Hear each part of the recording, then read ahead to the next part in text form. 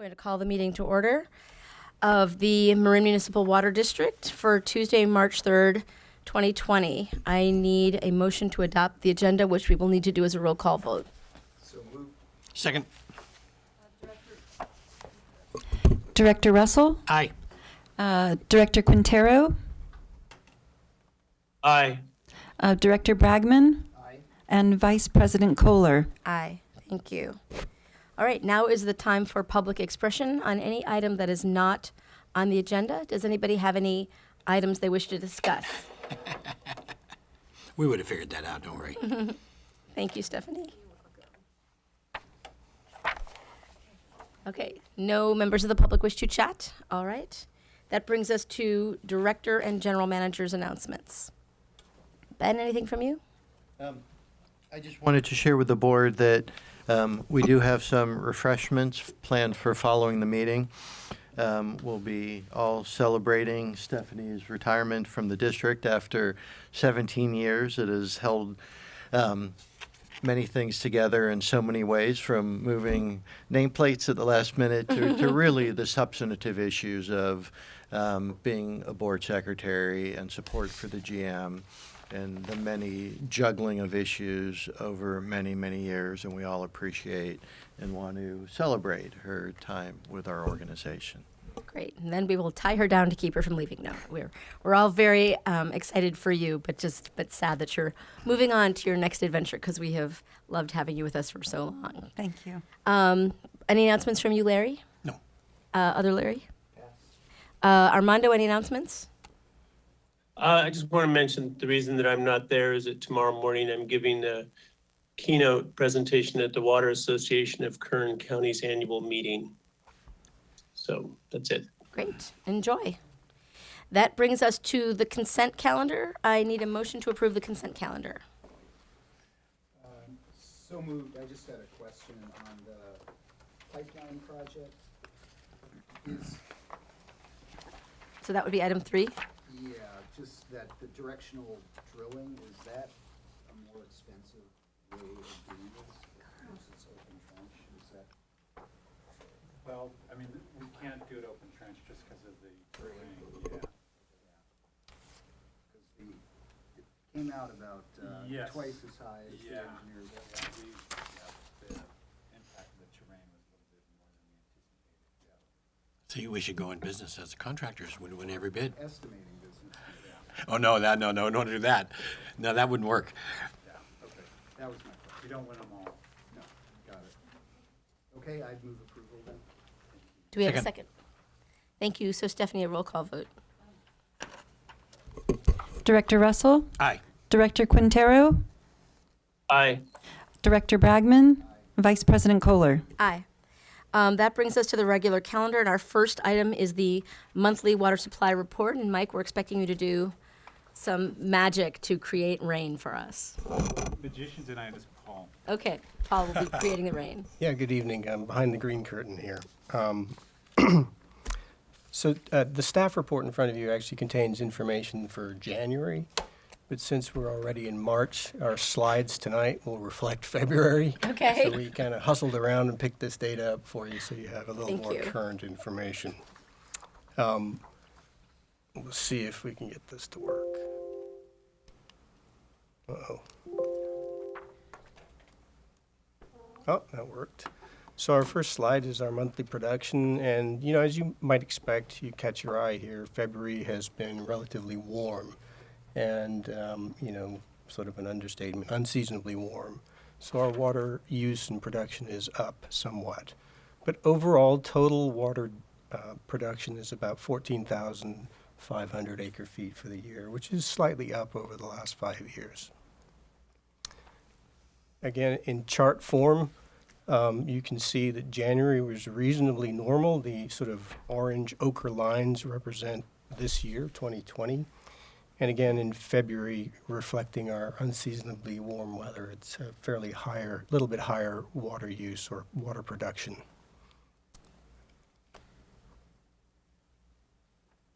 I think my mouse is not cooperating. Oh, there we go. And of course, that warm, unseasonable weather is reflected in the lower than average rainfall. It really hasn't rained since January, middle of January almost. And so we are below average, about 10 inches below in total rainfall for the fiscal year. However, despite that, you may reflect on the bottom line here, totals that are 103% of normal storage. So our storage is looking really good. And even our partners up in Sonoma are at 97% of normal for this time of year.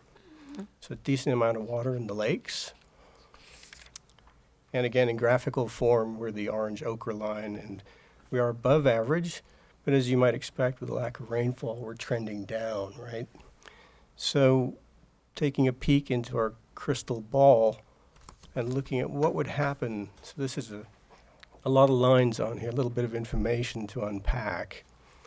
Our projected reservoir storage. If we received no rain from today through the end of the calendar year, that would be this sort of purple no rain line. And if the no rain continued in our fall rainy season, it would continue down to just below about 40,000 acre feet by December 31st. But if we received our normal rainfall in the fall, we would end up closer to 50,000 acre feet of storage. What demand did you assume? So the no rain assumes a normal demand pattern. Right, but if it's so dry as it is now, wouldn't you anticipate a higher demand starting sooner? Well, we don't. So once the last month of our rainy season is done, we really won't see much difference in demand because we enter I think that was last month, but I hope not. I hope not too. But Yeah. I was telling Ben I was in Tahoe this weekend, and it looks like June. Yeah. Right. There is no snow below 7,500 feet. Well, don't leave before the end of the presentation. I won't. So, just one more line, the average rainfall line here. If from today we received average rainfall, we would finish the year with 65,000 acre feet. So it is quite a range of potential between those two numbers of 40,000 and 65,000 acre feet in storage. And you can see, of course, we're well above any of the rationing numbers that were, by April 1st. We're not going to be anywhere near any of these triggers. So that's good news. But there are things that we can maybe do, right? Planning ahead, some actions we can take. And there are three options here. The first is essentially sort of a do nothing or continue as normal. The second being drop everything and let's start buying water immediately. And the third, which is one we're recommending, is that we continue our normal purchases through June. And then from July through December, we're going to accelerate our take from Sonoma. What that does for us is it allows us to get in, first of all, allows us to see what happens in the last month of our rainy season that we're in now.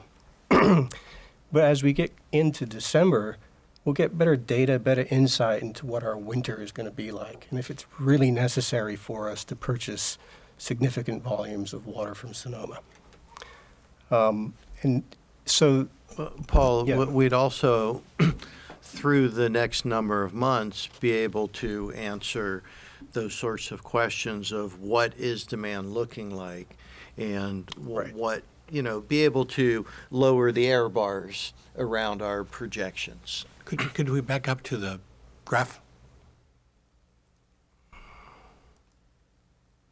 Yep. How do you put in the Sonoma County water into the graph?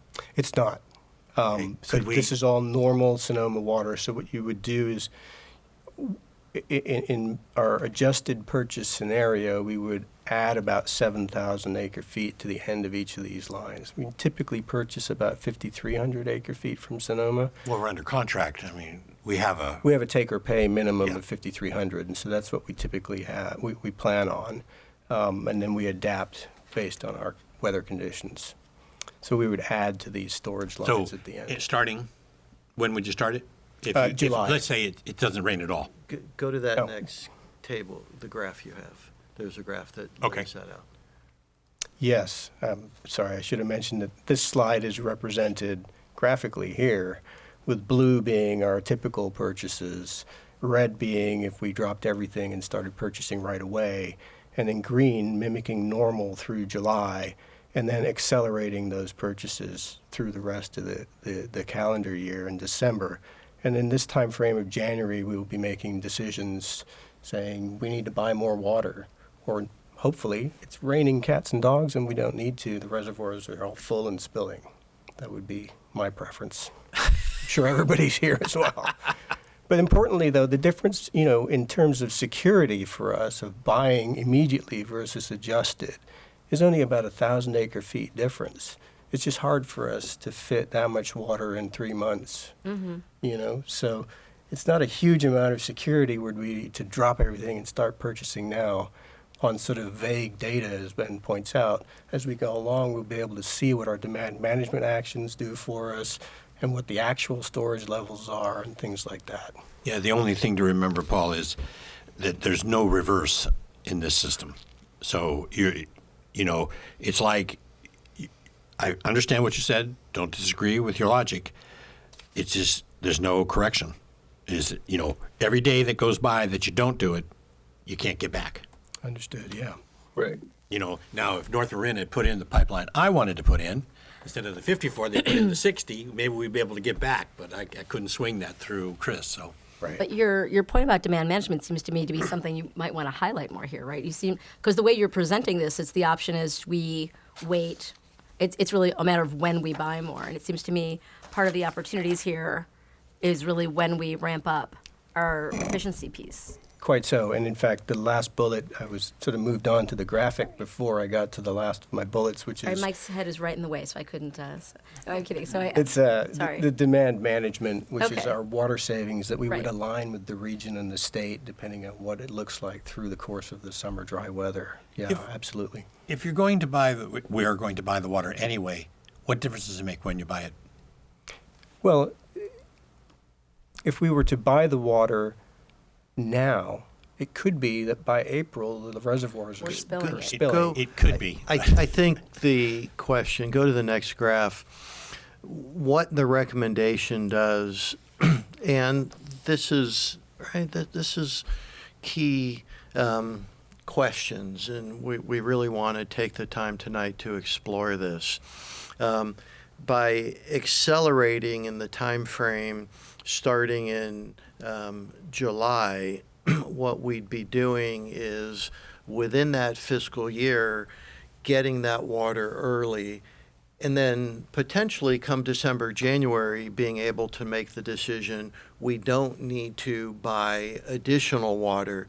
Yes. So approximately, and this is not a financial decision for sure, it's just a decision that has financial implications. And so an acre foot of water is about $1 million, something like that. I mean, 1,000 acre feet. Yeah. So, we are trying. That would be the new price. We definitely need a COSA from. Yeah. So, that's just looking at the consequences of that decision and trying to be more informed. But we are cognizant, and the recommendation is also based upon where we do stand with current storage, which is actually a fairly unique position in the state. The messaging we'll be doing, benefiting from drought messaging that's going to be statewide and regional wide, that is very different than us because of the snowpack. So we're going to get a lot of free support in our communication. And this is really the way I'm looking at this and thinking about it. It's just really a month-to-month decision. So tonight we aren't locking that in. We're just saying we do have some flexibility, as you'll see in the last slide, and you've probably seen. There is some projected rain coming in about probably 7 days for 3 or 4 days. Not huge amounts, but, up to a half inch to an inch. Of course, that's the middle of March, and at the dryness in the watershed, we need 10 inches probably now to get runoff? Right, so it's not going to really add to runoff, but what we do expect it could help demand management No from an question. irrigation standpoint. Sure, no question. So we'll really be able to calibrate that variable as well, is what we were thinking in this proposal. Because, what it looks like to me is this is the ridiculously high pressure thing that we used to talk about. Right. It's the weather is going to the BC. It's being Right. pushed up north. Our weather. So, although LA is doing some weird things, but whatever on that. But for us, it's really dry. I mean, you know, like I said, it's shocking in the Sierras. I mean, I've gone to Tahoe a long time, and like I said, it looked like June, not like February. And, you know, I'm cool with where you are. The only thing I would encourage is, okay, we can wait through March. Okay? It's 3 weeks. But I think we should be using that April 1st, my birthday, as a good guide. You know, it's really funny. I was very critical of the 40,000 acre feet. The drought stuff. Yeah, yeah. They were right on. We went into this real heavy. You might remember that a few years ago. Yep. And I was amazed at how accurate that prediction was. It is right on where the critical inflection point in the reservoirs is. But with that said, I will also repeat what Alex Foreman said. Alex was a medical professional who had a hobby interest in weather, and he logged everything about the water district, the water usage and the rainfall, and had a rain He had a gauge in gauge his at home. house. Yes, exactly. And Alex said one night he was talking about the drought in the 70s, and he said that, you know, he's watching the reservoir curves, and they go down like this, and then they go flat like that, huh? And he started thinking, why is that? You know, what was it that caused it? That's the pipeline across the bridge. That's when it stopped. We stopped drawing down the reservoirs and basically went on to the 5 MGD that came across the bridge.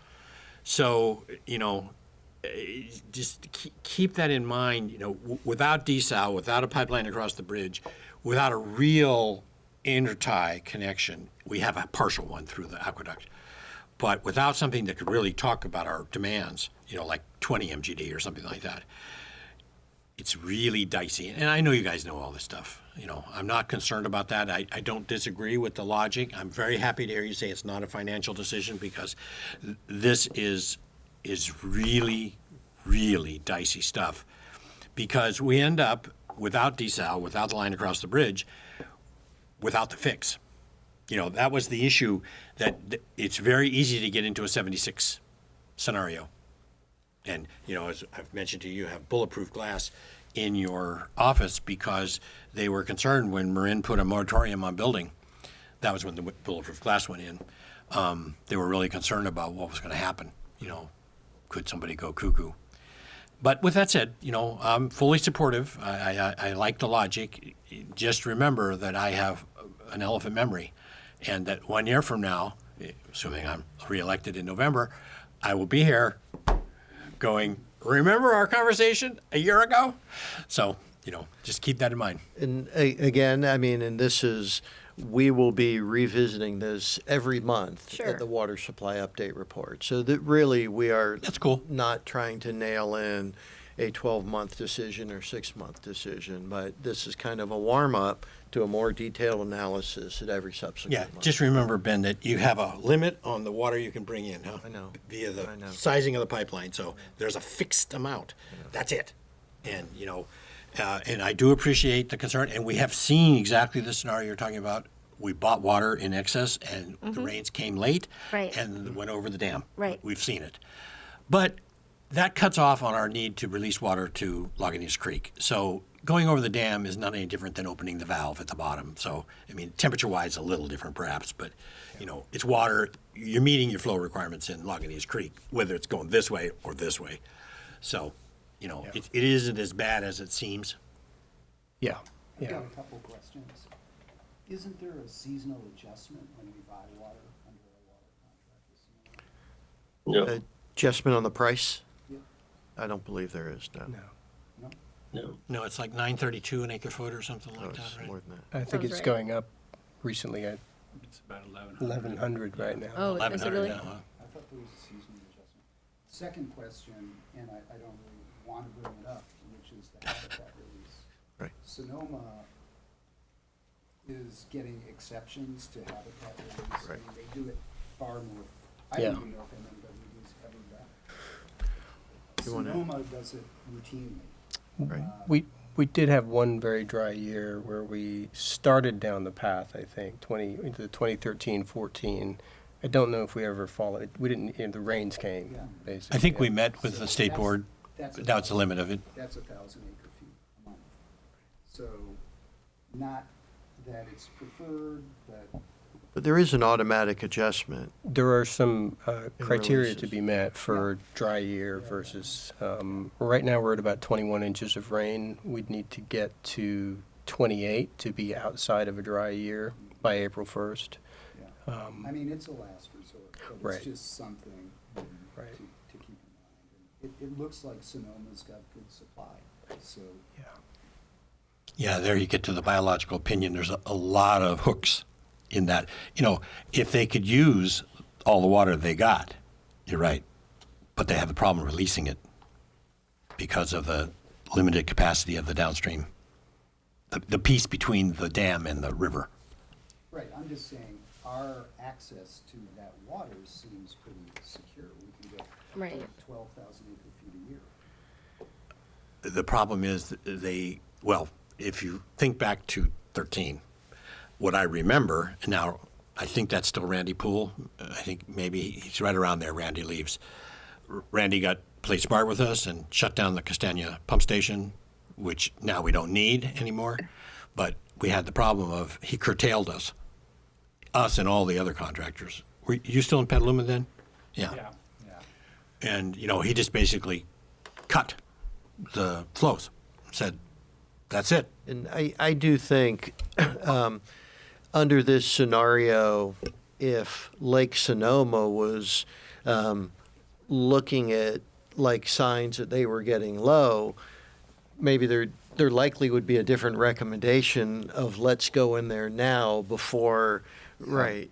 But because they're looking so full, they are relatively full, that doesn't look like that's a near-term dynamic. So it is a factor that I do think is important to look at and I do think there's I just turned it. a dynamic of relative, whether it's contractual or implied, in times of shortage. Physically and contractually, we aren't at the front of the line Right. for That's for sure. Sonoma's water. And We're still a stepchild.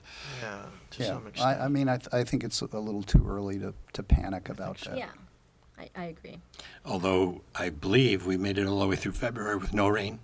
Correct. Yeah. So that was like 1867 or something like Yeah, that. I mean, that being said, when I'm up in the watershed, there's still groundwater running. I mean, the watershed does not look dry. Yeah, I agree. So it's a little peculiar. Even with the low rainfall, there's still surface water Well- flowing, especially at the upper elevations. Probably so. the marijuana farms. And I feel like we have this conversation every I don't month. go that remote. This is like Eldridge grade. So Right. it's interesting. The mountain kind of creates its own weather a Yes. little bit. So Well, look at all those trees. I mean, they don't need rain. They just deal kinda- with the fog and there's enough moisture. Yeah. They capture it. Right, and the changes in the precipitation cycle is something we've all noticed now for the number of years. Climate change is with us now, and we're experiencing the new normal, and this is part of it. Of course, that's the whole So- point of the conversation. Yeah. That's the issue I've been pounding on is, Right. we don't know what's next year. Exactly, and we're all with you on that. But do we have any? I want to make sure that we get to Armando. Armando, do you have any comments on this? On the Yeah, Larry just said, we really don't know where we are. And so I would really hope that we come up with a good message that encourages folks to start thinking about water conservation now. We don't know how long this will last. And whatever we save is going to be, in terms of use, is just basically a savings account. And I don't feel as confident as what I'm hearing in the room, but I do think that the plan that's been put forward is a good one. But I would err on the side of having water go over the lip of the dams. Because that could also stop and then suddenly we're in another 4-year and what we've got is what we've got. So anyway. Well said. right. Well, I think we're hearing that we feel like we've got this month to consider all these options, and Yeah. we'll come back to it in April. Yeah, But we need to get to the last slide. I do have a couple more slides if Yes, you bear sorry. with me. I was just talking about this slide. I yeah. didn't mean to be cutting you off. So I switched this slide. We're now looking at a water quality update. And That's pretty sneaky. So you change the water quality so they don't want to drink it, and we conserve it. That's interesting. Well, that's I haven't heard that strategy before. Well, it's on the screen. That's what I'm talking about. So we have no taste and odor complaints for January and just 3 for February, which you'd kind of expect during the winter time. We saved them up, though, for the end. Huh? Yeah. And we wanted to address the EWG tap water database that was updated by them last fall. And basically, this is a comparison of reported data. We report this data to the state, and they collect it, and they compare it to various benchmarks. And, agencies across the nation really struggle with how to address this issue because it's really one of public confidence, right? And the difficulties are that the real answers to these questions lie in the complexities of statistics and probabilities, right? Which we at the EPA use to develop our health standards. And the fact is that EWG chose benchmarks that are simply lower than these MCLs. MCLs are based on a range of factors, for including the public. benefit of the public. Can you describe the MCLs? Yes, sorry. What an MCL is? So MCL is a maximum contaminant level. It's a regulatory standard for water agencies to meet the quality of their water. So these MCLs are, they're based on a range of factors, including public health and technical feasibility. And of course, these are the standards that we adhere to. And MMWD's water continues to meet or exceed all of these regulatory standards. Didn't they just get us on a few coliforms, as I recall? Wasn't that what the primary complaint was? I can send you a table of that if you're interested. I've got it here. Okay. If you want to take a look at it. A lot of it is post disinfection byproducts. Right. Yes. So that's probably 2/3 of it. Yeah. So I did correspond with OEHA about fluoride, and one of the things they told me was they're working on new standards for these post disinfection byproducts. So I don't know if you have talked to them at all. It might be worth talking to somebody. I can give you the name of my contact if you don't know somebody over there, but it might be worth having somebody that's actually doing it. Yeah, we can certainly to talk them, to them. Yeah, no problem. Because they're in the process of setting new standards. You mean internal standards for EWG? No. This No. is, OEHA Bids. is the Office of Environmental Health Hazard Oh, Assessment. okay. So this It's a is a state. state Okay, office, got and it. they do it, they're supposed to be doing it every 5 years. and- Yeah, and the OEHA folks, the Office of Environmental Health Hazard Assessment, develop public health goals Correct. as opposed to MCLs. Yes, And public yeah. health Well, goals. they kind of have both, huh? I mean, they have the goal. Right. It's just a. It's one, the public health goal, they derive the regulations from the Correct. public Right. health Yeah. goals. Right. So they're tied together. Right. But it might be worth having somebody talk to them just to kind of get them into practical what we're dealing with as far as Well, actually the tricky part about meeting those goals. about the THMs is that you also have, there's another Brown Act besides the one we know that says no carcinogenic materials will be in food products. Prop 65. No, it actually goes back further. It's called the Brown Act, and it says you will not allow basically any carcinogenic material in food products. So the THM standard, they're regulating things like chloroform, which is a known carcinogen, and it's basically a compromise between acute health and chronic. And that's a very tricky area because you don't kill the bacteria, you're going to die. Right. And, the other may get you, but that one will get you for sure. And that's going to be, unless somebody comes up with a new disinfectant, Well, it looks, according to EWG, activated carbon looks like it gets most of the post-disinfection byproducts, but, whether that's a practical thing to takes even out consider here. carbon takes out the disinfectant, so you have to put it back in again. Ozone would be the one I would think would be the choice. And I don't know what our bromide levels are, but, you know. It's definitely an interest, sorry, Ben, go. No, you go ahead. You still need, right, a chlorine residual Yeah. in, Yes, right. in your system. And they are looking more and more, at strategies of where you add the chlorine, how much you add in one location that can knock it down a bit. But, yeah, I think, pre-ozonation can certainly help.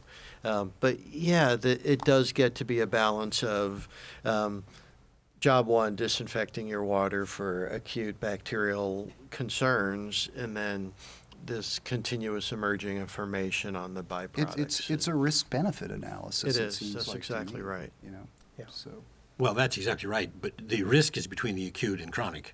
Yeah, So yeah, yeah. the chronic is the hard one because, the 70-year life cycle, how much water do you drink in 70 years? And do you really drink 2 glasses a day? Do you drink more than that, less than that?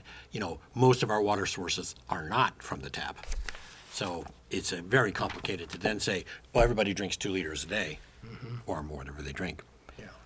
but the good news is in the report, no PFAS or PFOS Yes, so that's, in our supply, which is a huge problem. And that is really, the one of the many, many benefits of the nature of our protected watershed. Right. That's unlike Anywhere almost else. everywhere around the state, whether it's groundwater or surface runoff, or urban runoff, where you do have those Where there's been a issues fire. that are very significant. And this is a tough chemical to deal with. We have non-detects. Yeah. yeah. I'm working in North Carolina right now, and it's at levels of like parts per billion. It's like 100 times higher than what they'd like to see with the DuPont plant upstream. Oh, yeah.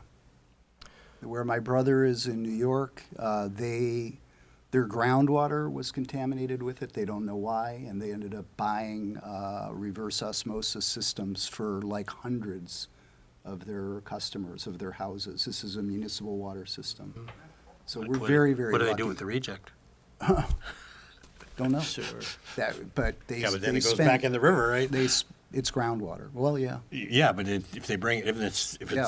if it's septic tanks, it's going back in the ground, because they're going to just dump it back. Or if it's going to a sewage collection system, it's going to go back into Yep. some river. Anyway, that is good news. Yeah, pristine water sources are rare, and we're very lucky. Right. Pray for no fire. Yeah. Speaking of luck, our weather Yeah. report, Mike did a much all better the job with all weather the bombers. reports than I did. but, Yes. Yes. It looks like rain on Monday the 9th coming in. So we're going to get, and this, Mike tells me, this continues on past Thursday. So Okay. we're going to get, So we might actually get a rainy week. we might get some relief, Yeah, the last slide. right? So, Right. You gave me a preview of that. Right. so don't leave before the Exactly. last No, slide. don't. And this is our Nicosia Reservoir. I know it's hard to see from Yeah. your seats, but right behind Stephanie, you can see the spillway there, and we're like literally an inch or 2 down from Yeah. the spilling on Nicosia. So that's great news. So that's all I have tonight, unless Okay. you have any questions. Any other, Armando, any other board questions on this item? I don't have any questions. I'm just saying Okay. thank you. All right. Thank I'm you. guessing you guys are done. Larry? Larry and Larry? Yes, yes. No other We're talking questions? about PFAS. Any public questions on this item? Okay, we're moving on to item 5, which is Ben's discussion of the proposed board policy handbook. Board members, this is just an introduction to an item I've touched on as part of an overall district-wide initiative to update our policies and procedures, and this is really dealing with a relatively small segment of kind of board governance procedures, or calling it that. The idea is, as I've looked into this, the best practice out in the industry seems to be consolidating all of these in a board handbook. And I'd be bringing you chapters at a meeting by meeting, getting input.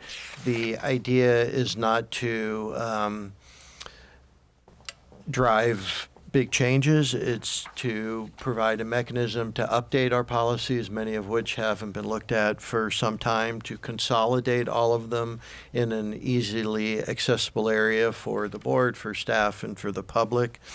And I think with this handbook, it provides an opportunity to capture quite a bit that's not in a policy and may not make sense to be in a policy, but just gets into longstanding practices that you have as a board to get that on paper. And then over time, to update it as things arise, and every 2 years take a look at it. And these handbooks, really across the board, North Marin, Contra Costa Water, Alameda Water, then they've all been updated maybe 6-7 times on a 2 or 3 year cycle, and they really have found it to be a good practice. So this is a proposal to continue to move forward with this. This is, just the kind of table of contents, and I would plan to bring the first 2 chapters at the upcoming board meeting, the next board meeting. All right, so we've been talking about this on and off for a while. The table of contents seems fairly straightforward. Do we have any board thoughts about the initiative generally or the table of contents specifically? What's the schedule? The schedule is on the second page, and you can see there's a review and approve process. So the table of contents reviewed, I don't know, we need to approve that. But the idea, chapters 1 and 2 would be brought in draft on March 17th, brought back a month later for approve. In the intervening board meeting, 3 and 4 would be brought. So kind of a staggered approach. And even the approval process is not completely buying off, because then when we have the entire document, we would bring that as a document for final review, and then approval or adoption and this would be, a guidance document, a board handbook. Right, it isn't an ordinance. It's not an ordinance. It's like a policy for Right. the board to be guided by on all the things you do. Well, and it would be a living document, huh? So, Exactly. Right. Change as Exactly. needed. Exactly. So I think this, in concert with updating our personnel policies and financial policies, will really, just be a good thing for us to be and be in kind of a upgraded position than we are now. St. Patrick's Day isn't very far away, so things are pretty quick here. You sure you can do that? Well, you've been undertaking it for quite some time, so. Yes. I think this is a realistic schedule. Things may slip based on the level of input. Looking at these, I'm not seeing a lot of, I'm working, as I noted in here, with Krista Gabriel as kind of the main helper, and then Ed Means is kind of a QA, QC with his insight. I'm not really, I think the board's going to look at this as a good consolidation, a good documentation of how board meetings are managed beyond what's in our policies, some other things that we do but aren't captured. Some areas there may be more discussion than others that could push the schedule, but I think this is fairly realistic. Could we get a kind of puffed out table of contents that is a little more, or is it here somewhere?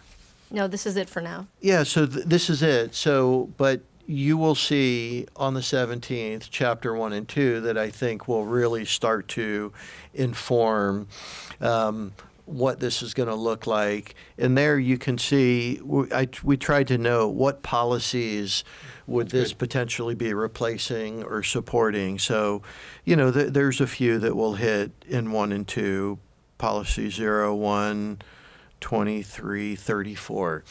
And So these are the chapters that are referred to over here. yes.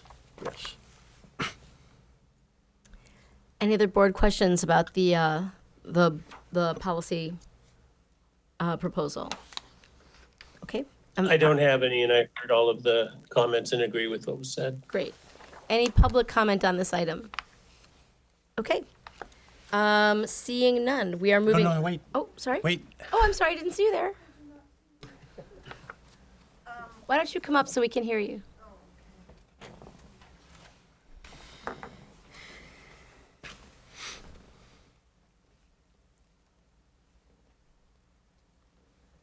Sorry. Priscilla Bull from Kentfield, and I think some of these may have some interest from public, and the timeline does seem, if you get it, the public gets the agenda and can read these things just for 2 or 3 days before they come to you and there's a final decision right away. Is there any way For to, the board, Priscilla.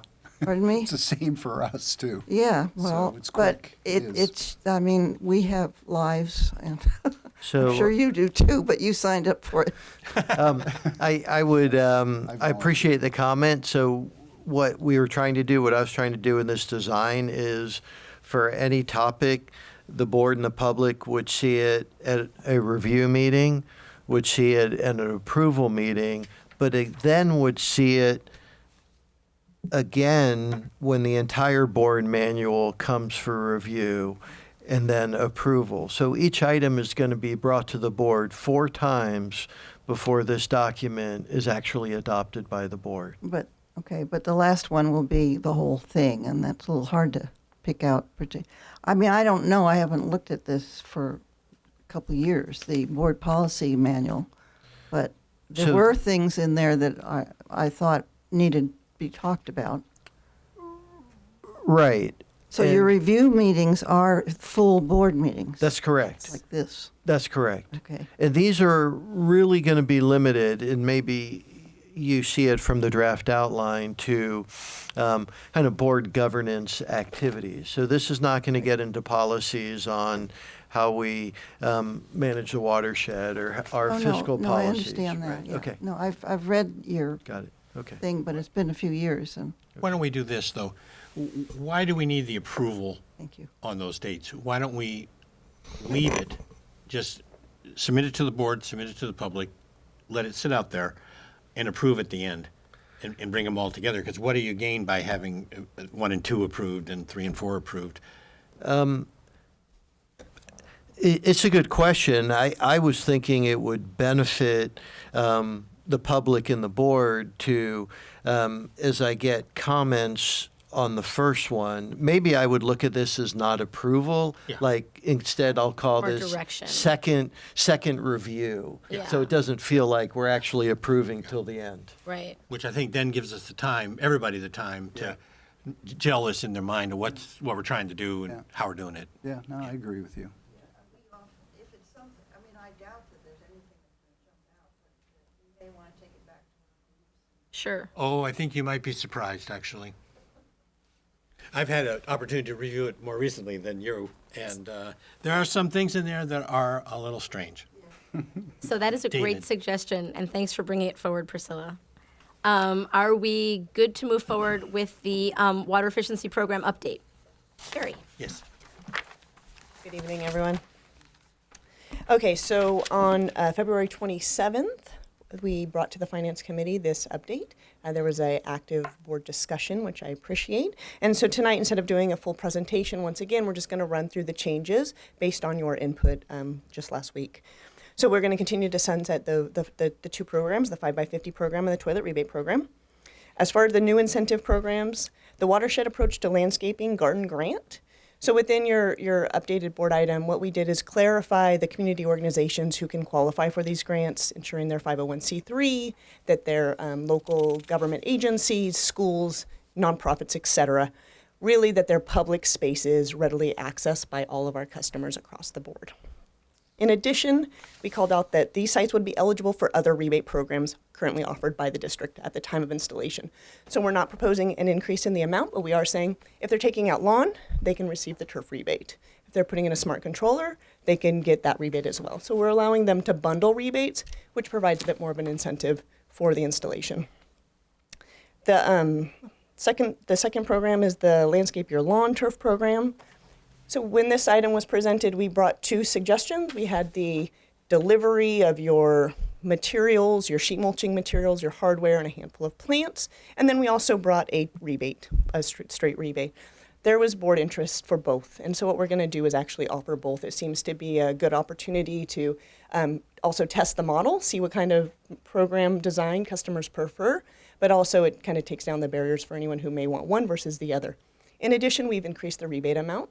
Thank you. To $1 a square foot, yes. That's a big increase. I appreciate that. Absolutely. I will point out that it's still quite below the state average of 2 to 3, but I appreciate that we're moving in the right direction. Can Yes. you talk to us a little bit about the kind of performance metrics that you'll be putting in place so that we can determine well, you as a staff and we as a board about where we want to go with this program once it's had a chance to operationalize a bit. Yeah, so obviously we'll do square footage, we'll do pre and post visits so we can establish, what kind of material is going in, especially for the straight rebate, because what we don't want is just bare mulch or rocks, right? We want to encourage beautiful landscapes. Calculating water savings as we continue to roll out AMI, that will make it easier and easier for us to be able to capture details there. And I'm sure there'll be others that we develop as the program evolves. Okay. I want to, again, sort of put a note in here. I realize this is just an update, but the next time we have an update, I would like some further conversation about how costs are calculated and whether or not, and the extent to which we pay for rebates like this out of operating cash as opposed to treating them as long-term investments that we pay for out of capital, which of course we are now able to do, which we are not yet doing here, even though we are able to do it. So I think that does make a big difference in terms of where we land in terms of the calculation about cost and and the analysis around cost benefits as opposed to other kinds of long-term investments. So I'd really like to see that elevated in the next update in some way. All right. We know that we treat investments differently than when they're for the long term than when we just treat them as annual expenses, and these are definitely not annual expenses. So I just want to make sure that we keep the ball moving forward on that. And also, are we tracking the water usage, or will we be? We certainly can. We have not been for any of our rebate programs to date. I mean, actually. for some of the But bigger rebates, it might be worth tracking the customer's consumption. Just We have- trying to see what the That is the performance metric. That's the bottom Sure. line. Yeah. That is the bottom line performance metric. It actually hadn't occurred to me that we weren't doing that. I thought that was the whole point of the rebates. What we do is when we have opportunities, for example, we're doing the Urban Water Management Plan update, which includes a demand analysis. It allows us to use something like the Alliance for Water Efficiency's conservation calculator to quantify savings for various types of programs and really do projections and look at other studies. But there's always an opportunity there for doing those in-depth analysis to determine actual water savings as opposed to using other analysis have been done by other retailers to evaluate similar programs. It'd be easy to protect privacy. Just take away the names and just go on quantity and just Particularly when we're looking at turf replacement, that's both a larger investment for us and the expectation you're going to see a larger return. Yeah. Versus, say, for example, low-flow toilets, where you may not see it on an individual basis, but in an aggregate way you would. Right. So I think as we move into a program like that with the higher rebate amount, it'll make sense for a number of reasons to do it in those type of areas. Yeah. And I think I'd especially also like to see you do it with the ratio controllers. I don't know if you've seen their data, but in some Utah towns, they've seen like a 17% decrease in water use in the homes that are using ratio controllers compared to control homes that are not from one summer to another. Yeah. So, it's always a little tricky to track cause and effect that specifically, but it's certainly indicative, and it certainly led that one town to make a huge investment. They went from 900 controllers to something like 4,000. So I think it would be really.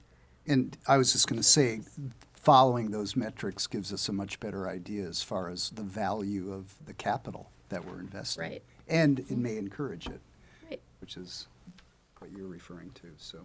Right. There were only two other programs that had changes. The clothes washer, so there was an active discussion around clothes washer rebates and increasing that. We're actually proposing to retain the original suggestion that was brought forth last Thursday, acknowledging that we are going to increase marketing both locally and also through the regional program, through the Sonoma Marin Saving Water Partnership.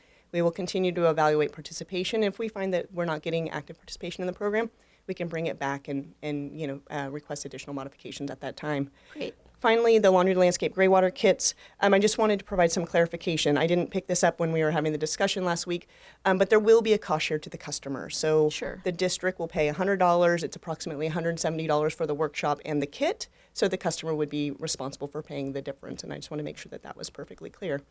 The remaining three programs don't have any changes. So that's the rain barrel cistern rebate, the smart irrigation controller programs, which is just kind of a dual program, and then finally a sustain reduction rebate.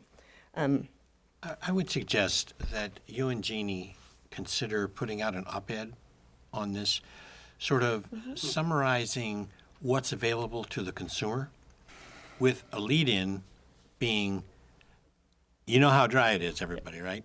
You've seen this. So here's an opportunity to save money and save water. And we have these programs available, plus make a strong pitch for the demand control. You know, that's the one piece that we can hopefully influence. And just remind people how dry it is. Just look around, I had to irrigate my grass, for instance. So, that's pretty early to have to turn on sprinklers. And just briefly, for those who weren't here last week, the AMI update. So we're in the middle of installing phase 2. We have grant funding. Soon the board will see a grant, and not a grant agreement, but an agreement for purchasing additional meters utilizing phase 3 funding. And the gray water, Sorry, just to clarify for people who may not know, phase 3 funding, you mean that's state bond funding? It is, it's IRWIM funding, or Integrated Regional Water Right, Management. but it's funding from the state. Yes, it is. So that's what's all, financing all, that. all 3 of the phases were funded from the state. How many more meters? So phase 3 is another, I want to say 960. 1,000, let's say. So that puts us at about 5,000 or something? Yeah, we're just over 5,000. Meter change program continues to install AMI meters, so it's not just the grant-funded piece, but so they are, as they install meters, they're installing AMI meters. So there's about 6,000 will be in.